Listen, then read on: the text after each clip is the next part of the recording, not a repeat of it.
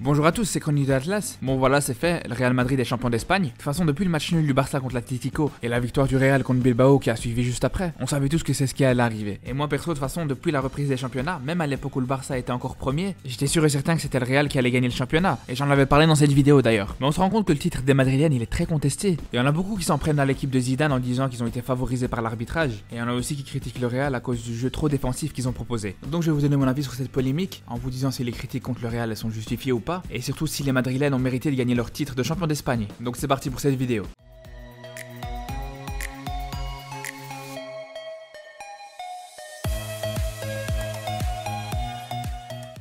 Depuis la reprise des championnats, à chaque match du Real, il y a une polémique. T'auras toujours des gens sur les réseaux sociaux qui vont te sortir le fameux montage avec Pérez qui gère la VAR. Et tu vas toujours voir des débats où ça parle des règles d'arbitrage. Ouais, le joueur était en hors-jeu passif, il participe pas à l'action, mais il gêne la vue du gardien. Bref, que ce soit dans un camp comme dans l'autre. Après chaque match du Real, t'auras des gens qui vont s'improviser experts du règlement de la FIFA. Et ça parle beaucoup moins du jeu de l'équipe, tout simplement. Après, je pense que si les gens s'intéressent autant à l'arbitrage après chaque match du Real, c'est parce que c'est sûr qu'on a toujours du mal à les voir très convaincants offensivement. Même si c'est vrai que pour ce qui est des résultats, ils sont vraiment très réguliers au niveau des victoires. On va pas se mentir, pour ce qui est de la manière, c'est beaucoup plus compliqué. Surtout si tu compares avec les autres équipes en forme du moment, que ce soit City ou le Bayern, comme j'avais dit dans ma dernière vidéo. En fait, si cette spirale positive du Real, elle reste moins flagrante et moins impressionnante, c'est parce que les gens ils auront beaucoup plus facile à s'extasier sur la puissance offensive d'une équipe comme le Bayern, qui va t'enchaîner les 4 et les 5-0. Et là, tu peux être sûr que quand tu gagnes avec ce genre de score, il y a personne qui va te parler d'arbitrage. C'est pour ça que les gens ont plus facile à critiquer les prestations des Madrilènes. Et pour le coup, même s'ils ont vraiment une solidité défensive incroyable, offensivement, on va pas se mentir, c'est beaucoup moins flamboyant. Même si c'est vrai que t'as un Benzema qui est au top de sa forme depuis la reprise, il faut être réaliste, les autres joueurs offensifs du Real cette saison ils sont clairement pas au niveau. Parce que c'est bien beau que Ramos soit le meilleur buteur de l'équipe après Benzema, mais à un moment donné c'est clairement pas normal qu'un défenseur central soit le deuxième meilleur buteur de l'équipe devant des attaquants qui coûtent 100 millions. Et c'est aussi ça qu'il faut autant parler par rapport à ce titre du Real Madrid. Et surtout qu'on peut rajouter à ça que sur les 8 derniers matchs t'as 8 pénaltys, et c'était à chaque fois des pénaltys décisifs. Du coup c'est sûr que ça va faciliter les choses pour les personnes qui aiment pas le Real, pour venir te dire qu'ils ont toujours besoin d'un pénalty pour gagner. C'est comme si une équipe va gagner grâce à 2 pénaltys dans un même match. Tu peux être sûr et certain que les gens ils vont critiquer cette équipe et l'arbitrage qui va avec. Pourtant ces 2 pénaltys ils auraient pu être tout à fait justifiés, ça a aucune importance. Même si le pénalty ça fait partie du jeu, et comme dit Simeone, si t'as beaucoup de pénaltys, ça veut dire que t'as des joueurs qui sont souvent dans la surface adverse. Mais bon, tu pourras faire ce que tu veux. Une équipe qui dépend trop des pénaltys aura toujours une mauvaise image. Après moi perso, pour ce qui est du Real, je vais pas rentrer dans le débat de si les décisions arbitrales les a aidés ou pas, c'est pas du tout le sujet de la vidéo. Et puis je vais vous dire une chose, même s'il y a vraiment des erreurs d'arbitrage qui ont favorisé le Real, au final ils sont champions. Et je pense que dans quelques années, ce qu'on va retenir, c'est pas s'il y avait pénalty ou pas contre Bilbao, mais ce sera juste leur titre de champion d'Espagne. Et bien sûr, pénalty ou pas, l'exploit que les Madrilènes ont réalisé et qu'il faut surtout pas minimiser, c'est que depuis la reprise, alors qu'ils étaient pas vraiment favoris, ils ont réussi à enchaîner 10 victoires consécutives pour au final arriver à être champion. Et ça montre à quel point il faut être solide. Et c'est vraiment cette solidité qui a été le point fort de l'équipe de Zidane. Parce que pour réussir à encaisser que 4 buts en 10 matchs, pour réussir à pas perdre et surtout à gagner dans des matchs où t'as subi pendant très longtemps, tu dois vraiment être irréprochable sur le plan défensif. Et encore plus fort, je vous rappelle que depuis la reprise, ils ont jamais été menés au score. Donc encore une fois, il faut vraiment pas négliger le travail défensif incroyable de cette équipe. Après, je vous rassure, c'est pas leur seul point fort. Ils ont aussi d'autres atouts comme tout simplement leur banc. Quand tu sais que tout simplement déjà en Liga, ton trio du milieu de terrain c'est tout simplement le meilleur du championnat, avec Kroos, Casemiro et Modric. Et qu'en plus tu peux te permettre de faire des variantes en alternant entre Modric et Valverde, ou bien en faisant rentrer Isco pour passer en losange. Ça te montre à quel point t'as un banc qui t'offre plein de possibilités. Et pas seulement au milieu de terrain, tu peux aussi rajouter les attaquants que t'as sur le banc, c'est quand même incroyable. T'as Vinicius, même s'il est pas forcément très décisif, à chaque fois qu'il rentre tu vas voir d'office qui va dynamiser son côté gauche. C'est vraiment le joueur que t'es sûr qui va faire la différence quand il va rentrer. Putain Asensio ça va être le contraire. C'est vraiment le joueur qui va pas forcément apporter un plus au niveau du jeu, mais il peut être décisif à tout moment. On peut même rajouter à ça Jovic, même s'il a été beaucoup blessé et qu'en plus il a pas été beaucoup utilisé par Zidane, ça reste quand même une doublure de luxe de Benzema. Et surtout, je sais pas si vous imaginez, mais Zidane peut carrément se permettre de se passer de stars comme Bale ou James.